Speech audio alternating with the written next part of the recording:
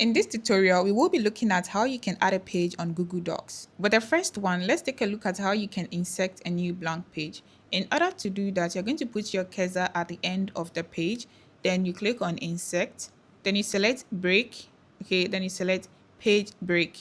After that, a new page will be successfully inserted for you, and then you can go ahead and work with it. Okay, so over here, let's just put something here. We're going to put an image here so that we don't lose it. So we are going to search the word for an image. Okay, so this is our page 2. The next one is how to add a page in between. So we are going to add a page in between this page. Okay, in between page 1 and page 2, we'll add a page in between.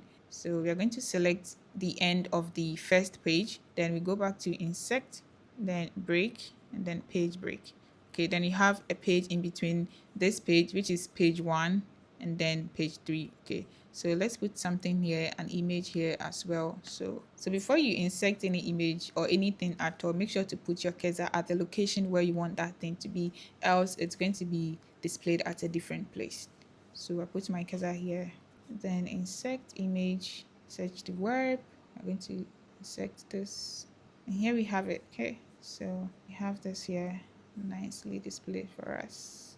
Okay, so this is how you insert a page in between pages. The next one is to add a page before the first page. So before the first page, we are going to put our cursor at the beginning, and then we go to Insert, then Page Break, and then we have our first page. So this is the page before this page.